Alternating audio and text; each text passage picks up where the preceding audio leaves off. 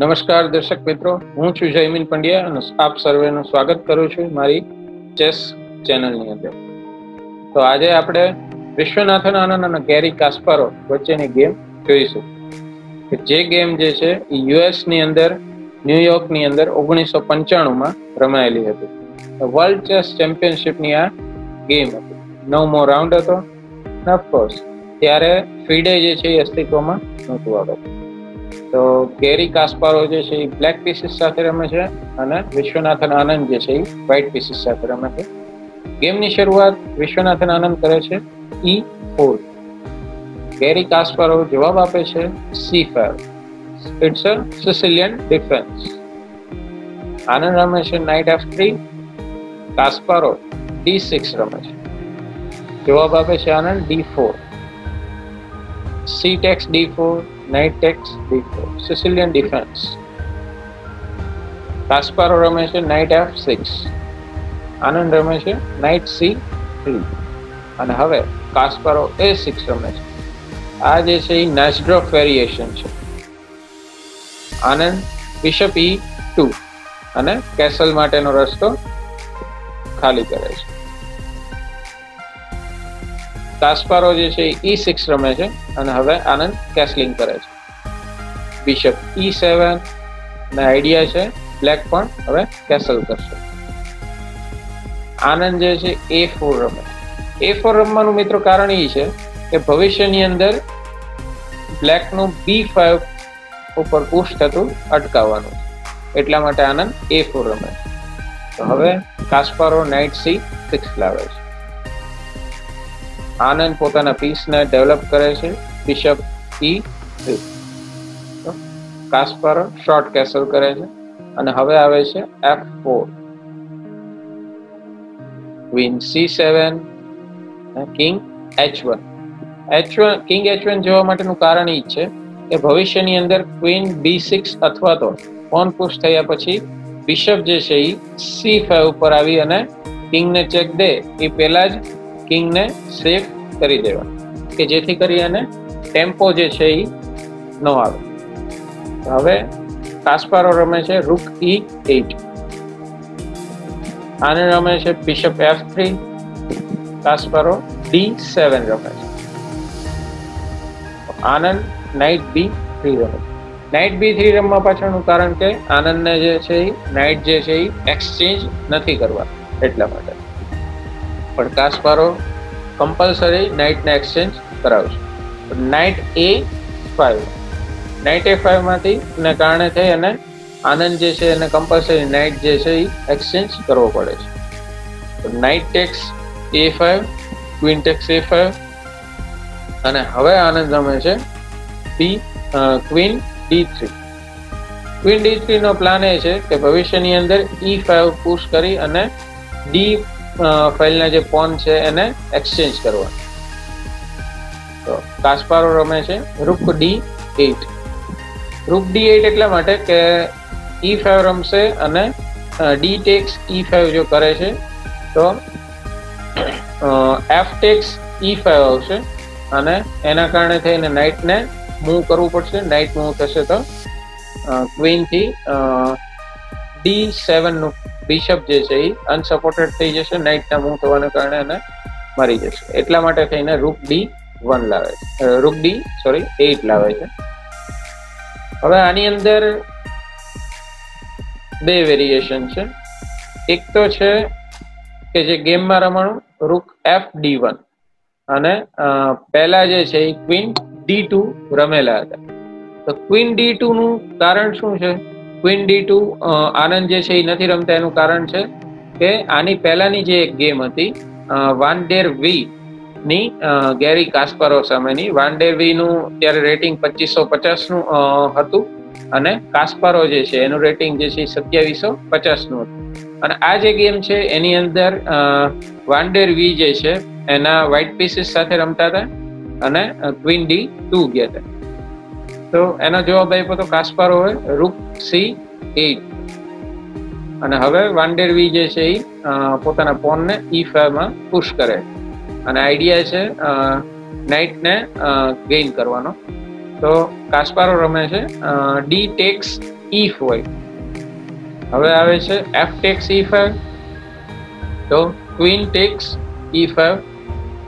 અને હવે વાન ડેર વીન જે છે એ બિશપ B7 લે અને એટેક કરે છે બ્લેકના રૂક ઉપર. તો રૂક જે છે એ રૂક D8 ઉપર જાય છે. અને હવે વાન ડેર વીન બિશપ F4 રમે છે અને બ્લેકનો જે ક્વીન છે એના ઉપર એટેક કરે છે. ત્યારે ગેરી કાસ્પારોવ જે છે એ ક્વીનને A5 ઉપર પ્લેસ કરે છે અને ક્વીન D1 રમે છે, ક્વીન E2 રમે છે, સોરી. હવે ગેરી કાસ્પારોવ બિશપને એક્સચેન્જ કરવા માટે થઈને બિશપ C8 રમે છે. તો વાન ડેર વીન જે છે એ બિશપને બચાવી લે છે અને ક્વીન બિશપ C6 ઉપર લે છે. તો રૂક F8 આવે છે, બિશપ F3 લે છે, ક્વીન B4 લે છે. આઈડિયા શું છે? વ્હાઇટના બિશપને કેપ્ચર કરવાનો. અને હવે ફરી પાછી એને જ મૂવ આવે છે, બિશપ C7. અને ગેરી કાસ્પારોવ જે છે એ રૂક D7 લે છે, બિશપ ઉપર એટેક કરે છે. ફરી પાછું બિશપ E5. તમે જોઈ શકો છો વારંવાર એકની એક મૂવ કરે છે. અને હવે ગેરી કાસ્પારોવ જે છે એ ધીમે ધીમે પોતાના પીસને ડેવલપ કરે છે. તો બિશપ D7 માં લે છે. વાન ડેર વીન જે છે એ A5 રમે છે. ગેરી કાસ્પારોવ રૂકની બેટરી તૈયાર કરે છે અને રૂક D8 ઉપર લે છે.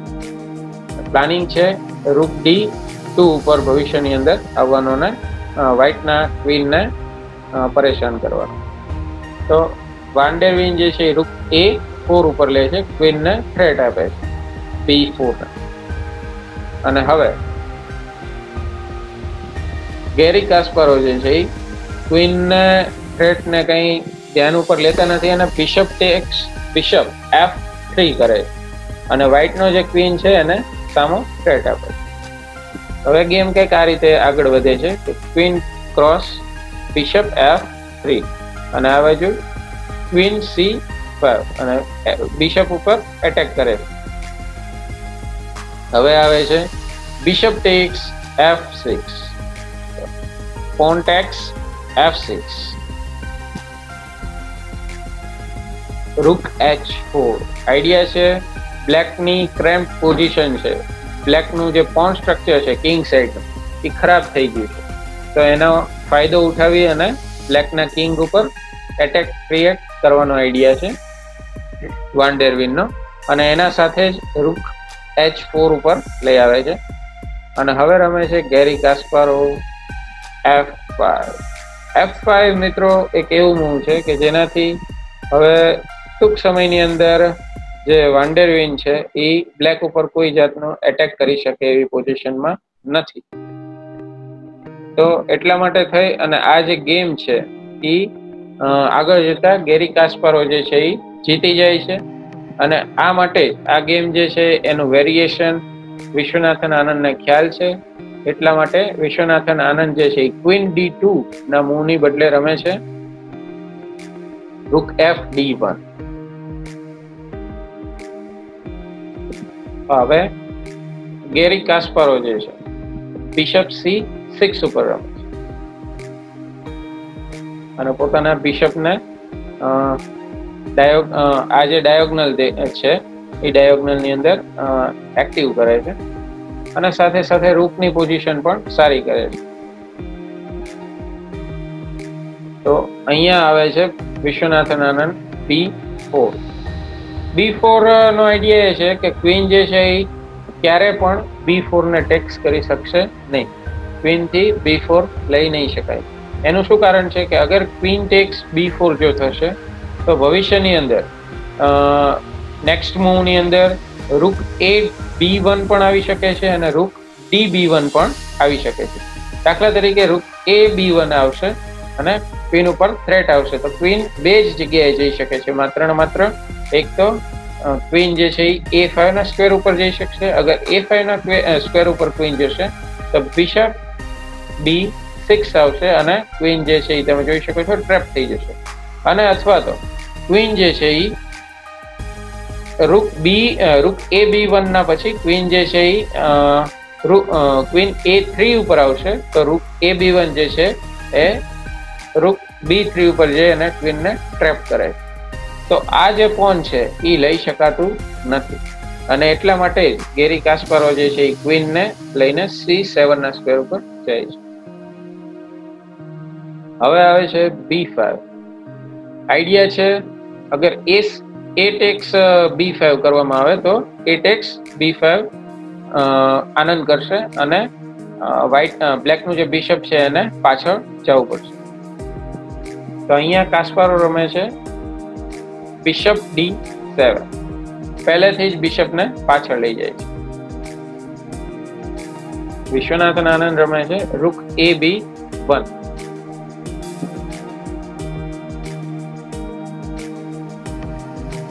રૂક AB1 પાછળનું કારણ એ છે કે હવે જે છે Viswanathan Anand B takes A6 કરવા માંગે છે.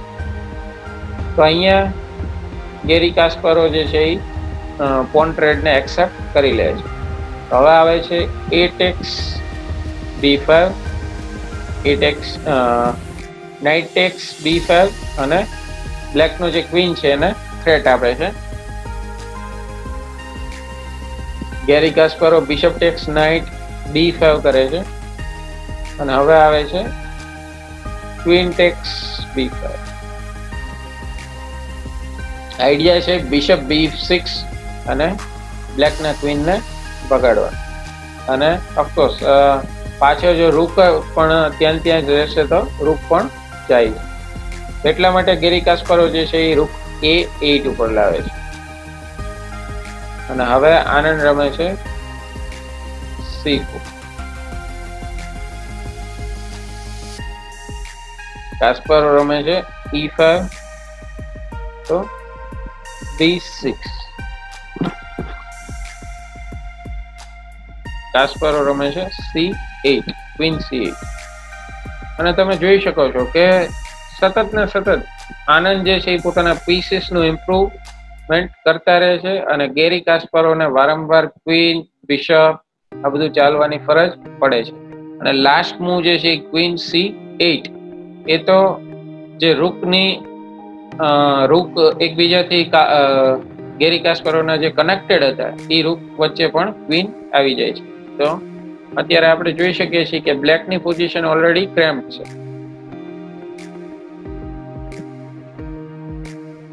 આનંદ રમે છે F takes E5, ગેરી કાસ્પારો રમે છે D takes E5, અને હવે આનંદ રમે છે A5. મિત્રો A5 રમવા પાછળનું કારણ એક જ છે કે અત્યારે આનંદને ક્વીન ટેક્સ E5 કરી અને E5 નું જે પોન છે એ મળે છે, પણ સાથે સાથે શું થાય છે કે જે બ્લેકનો રૂક છે એ A4 નું પોન પણ લઈ શકે છે.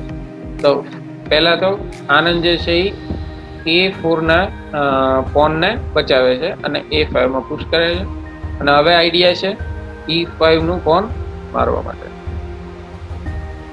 કાસ્પારો E5 ના પોનને સપોર્ટ કરે છે વિથ બિશપ F8. અને હવે આવે છે H3.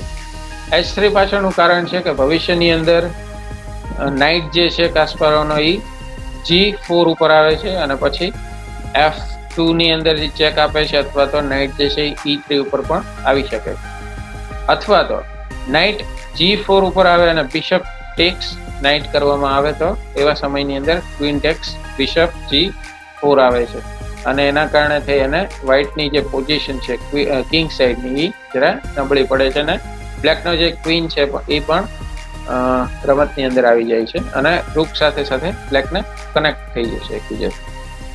તો એટલા માટે થઈને તે નાઇટ G5 બ્લેકના એટલે કે કાસ્પારોનો નાઇટ G5 ને પ્રિવેન્ટ કરવા માટે થઈ અને આનંદ જે છે એ H3 મૂવ રમે છે.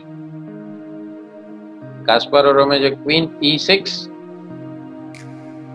અને હવે આનંદ રમે છે આનંદ. જુઓ અહીંયા જે છે તમને બધાને વિડીયો પુશ કરો અને તમે જોઈ શકો છો કે હવેની આનંદની બેસ્ટ મૂવ કઈ હોઈ શકે. એક તો તમને બધાને એવું લાગતું હશે કે C5 કદાચ આનંદ રમી શકે, પણ C5 માં કેવું થશે કે C5 રમવાથી પછી જે C5 નું જે પોન છે એનું કોઈ ભવિષ્ય આગળ છે નહીં. હવે જો C5 પછી C6 નથી થઈ શકતું, અગર C6 કરશે તો B ટેક C6 થઈ જશે. તો અત્યારે હાલની અંદર C5 કરવાનો કોઈ મિનિંગ નથી. તો અહીંયા આનંદે ચાલ વિચારી કે કેમ નહીં પોતાનો રૂપ જે છે એ જ D5 ના સ્ક્વેર ઉપર પ્લેસ કરી દેવામાં આવે. તો આનંદ રમે છે રૂપ D5. આઈડિયા શું છે કે નાઇટ ટેક્સ રૂપ D5 કરવામાં આવશે ત્યારે E ટેક્સ D5 કરવામાં આવશે અને એના કારણે થઈને પોનની જે પોઝિશન છે એ બંને પોન એકબીજાથી કનેક્ટેડ થઈ જશે અને સાથે સાથે D5 નું જે પછી પોન રહેશે એ પાસ પોન બની જશે. અને બ્લેકની પોઝિશન બહુ જ ખરાબ છે અત્યારે. તો બ્લેક માટે નાઇટ ટેક્સ D5 રૂપ D5 કરવું પણ ક્યાંય ખોટું નથી, કરવું જોઈએ. બ્લેક કરે છે નાઇટ ટેક્સ રૂપ D5 અને હવે આનંદ E ટેક્સ D5 કરે છે અને થ્રેટ આપે છે બ્લેકને ક્વીન. બ્લેકનો ક્વીન જાય છે G6 ઉપર. હવે તમે જોઈ શકો છો કે બ્લેકનું જે બિશપ છે એ ગમે ત્યારે D6 ના સ્ક્વેર ઉપર આવી અને ભવિષ્યની અંદર આ ડાયોગનલ કવર કરી શકે છે કે જે વ્હાઇટના કિંગ માટે ખરાબ કહેવાય. ઓફકોર્સ ક્વીન G3 પણ આવી શકે છે, પોન પુશ થાય છે અને અહીંયા મેટિંગના અમુક થ્રેટ્સ બ્લેક જે છે એ આપી શકે છે. તો ઈ પોઝિશનને બ્લેકનો જે બિશપ છે એને અટકાવવા માટે થઈને આ ગેમની અંદર તમને ખાસ મિત્રો એ પણ જોવા મળશે કે કઈ રીતે ઓપોનન્ટના પીસીસને ડેવલપ થતા અટકાવવા અથવા તો એના ડેવલપ થયેલા પીસીસને પાછા કઈ રીતે ખદેડી દેવા.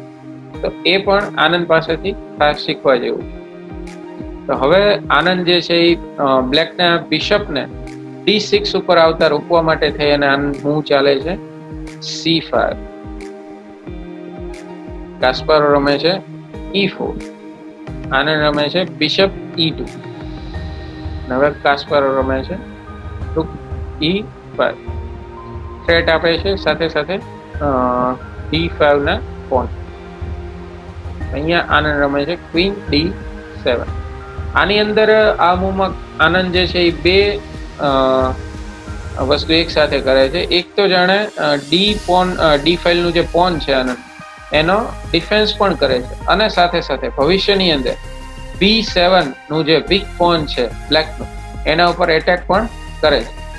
અને હા, ગમે ત્યારે કિંગની પોઝિશનમાં સપોર્ટમાં આવવું હશે તો પણ ક્વીન જે છે એ વ્હાઇટનો આવી શકે છે.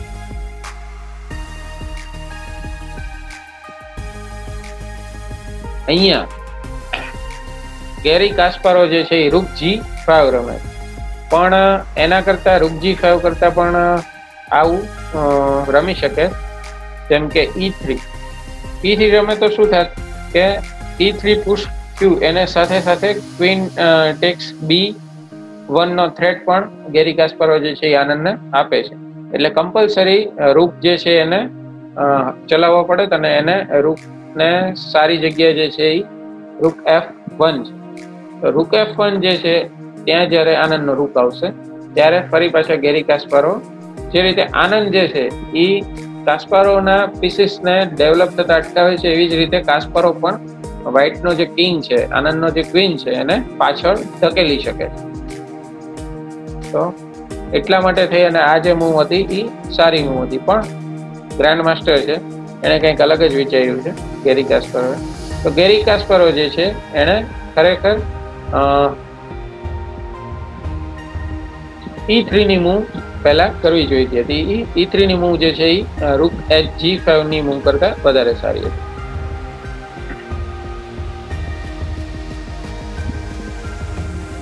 તો કાસ્પારો રમે છે રૂક G5 અને હવે આનંદ જે છે એ રૂક G1 ઉપર લઈ અને G2 ના પોનનો ડિફેન્સ કરે છે અને હવે થ્રેટ આવે છે સાથે સાથે ક્વીન ટેક્સ B7 નો. તો અહીંયા તો હવે બ્લેક જે છે એ કંઈ વધારે કંઈ વ્હાઇટની પોઝિશનમાં કંઈ તકલીફ ઊભી કરી શકે એવું છે નહીં. તો અહીંયા ગેરી કાસ્પરો જે છે એ હવે રમે છે E. તમે જોઈ શકો છો ગેરી કાસ્પરોના મૂવ જે છે એ સાચા છે, પણ સાચા તો જ કહી શકાય જ્યારે પરફેક્ટ સમયે અમુક મૂવ કરવામાં આવે તો. પણ ગેરી કાસ્પરો જે છે એ આ પોઝિશનની અંદર પોતાનું મૂવ પહેલા જે E3 કરવાનું હતું, જે બેટર હતું આની પહેલા જો કર્યું હોત તો, પણ એના બદલે હવે ગેરી કાસ્પરો જે છે એ અત્યારે E3 કરે. હવે આનંદ જે છે એ રમે છે D6. અને હા, આવું પણ કંઈક થઈ શકે, E3 ના બદલે હજી પણ કાસ્પરો જે છે એ ક્વીન D5 રમી શકે. તો શું થાત મિત્રો કે queen tax queen queen F5 તો આનંદ જે છે એ કરશે નહીં. આનંદ જે છે એ શું રમશે તો કે queen tax B7. Queen tax B7 આનંદ રમશે તો આનંદ જે છે એને B7 નું પોન મળે છે. તો સાથે સાથે કાસ્પારો જે છે એને પણ D5 નું પોન મળે. તો હવે કાસ્પારો રમી શકે છે ક્વીન ટેક્સ D5 અને ફરી પાછો ક્વીન ટ્રેડના ઓપ્શન જે છે એ બરકરાર છે. તો આ જે મૂવ હતું એ વધારે સારું હતું કાસ્પારોને રમવા માટેનું, પણ અત્યારે કાસ્પારો જે છે એ આપણે ગેમમાં આવીએ. કાસ્પારો જે છે એ E3 નું મૂવ રમે છે અને હવે આવે છે આનંદ જે છે એ રમે છે D6. મિત્રો અહીંયા પણ એક વસ્તુની પોસિબિલિટી હતી કે કાસ્પારો જે છે એ બિશપ ટેક્સ D6 કરી શકતા હતા, અથવા તો સૌથી પહેલા તો ક્વીન C2 રમે. ક્વીન C2 પછી આનંદ જે છે એ પોતાના પ્લાન અનુસાર ક્વીન ટેક્સ B7 રમે અને હવે કાસ્પારો જે છે એ ક્વીન ટેક્સ E2 રમી શકે. પ્લાન શું છે ભવિષ્યની અંદર ક્વીન A6 ની અંદર પણ આવે છે. હવે આનંદ જે છે એ ક્વીન ટેક્સ A8 રમે અને કાસ્પારો જે છે એ ક્વીન D2 રમી શકે. તો અહીંયા ગેમ જે છે એ સાવ પતી નથી જતી. આ બાજુ આનંદનું પોન પુશ થાય છે અને ક્વીન બીજો બની શકે છે, અને આ બાજુ કાસ્પારો જે છે એ એટલીસ્ટ પોતાની જે રૂક G5 વાળી જે ચાલ અને રૂક અને E3 જેવી જે ચાલ છે એના કરતા તો આ જે ચાલ હતી વધારે સારી. હવે કાસ્પારો જે છે એ રૂક G3 રમે છે. મિત્રો રૂક G3 કરતા ક્વીન C2 ની જે ચાલ હતી એ વધારે યોગ્ય હતી, પણ રૂક G3 કરવા પછી હવે આનંદ જે છે એ ક્વીન ટેક્સ B7 રમે. અને અહીંયા આ કાસ્પારોને હવે ખ્યાલ પડી ગયો છે કે જીતવું હવે ખૂબ જ મુશ્કેલ છે, મુમકિન નથી. તો હવે કાસ્પારો પોતાની છેલ્લી ટેક્ટિક્સ લગાવે છે, છેલ્લી મેટિંગની ફિલ્ડિંગ ગોઠવે છે અને એ છે ક્વીન E6. અહીંયા પણ કાસ્પારો જે છે એ રૂક E8 જેવી મૂવ રમી શકતા હતા. તો આનંદ જે છે એ D7 રમે, કાસ્પારો જે છે એ ક્વીન E6 રમે અને આનંદ જે છે એ કિંગ H2 રમે. અને આ રીતે ગેમ આગળ વધી શકતી હતી, બટ આ પોઝિશનની અંદર પણ આનંદ કમ્પ્લીટલી વિનિંગ જ છે. તો એટલા માટે કાસ્પારોને થયું કે ચલો એક છેલ્લી મેટિંગ થ્રેટ ગોઠવી દઈએ, અને એના માટે થઈને જે કાસ્પારો જે છે એ રમે છે ક્વીન E6. હવે મિત્રો ક્વીન E6 જે છે એ મેટિંગ થ્રેટ કઈ રીતે છે તો કે હવે જો આનંદ ભૂલ કરશે ક્વીન ટેક્સ A8 રમવાની અને જલ્દબાજી વધારે પડતી ઝડપથી ગેમ જીતવાની કોશિશ કરશે, તો અહીંયા એક નાની એવી ટેક્ટિક્સ કાસ્પારોએ ગોઠવી છે કે તો આવશે રૂક ક્રોસ H3 ચેક, અને રૂક ક્રોસ H3 પછી જેવું G ટેક્સ રૂક H3 કરવામાં આવશે એવું ક્વીન ટેક્સ પોન H3 ઉપરથી મેટ આવે છે.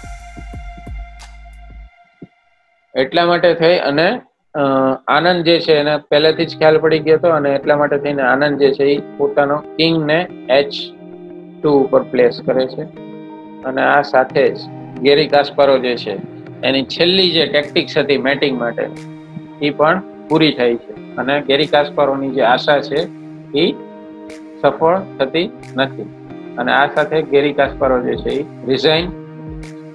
તો મિત્રો, આ હતો આનંદ અને ગેરી કાસ્પારો વચ્ચેનો વર્લ્ડ ચેસ ચેમ્પિયનશિપનો મુકાબલો, જે વિશ્વનાથન આનંદ ખૂબ જ સરસ રીતે એની અંદર જીત દર્જ કરી છે. આ મારો વિડીયો તમને ગમ્યો હોય તો લાઈક કરજો, શેર કરજો, સબસ્ક્રાઈબ કરજો ચેનલને અને તમે કોમેન્ટ અને અથવા તો ઓફકોર્સ ડિસલાઈક પણ તમે કરી જ શકો છો. ઠીક છે. જય હિન્દ.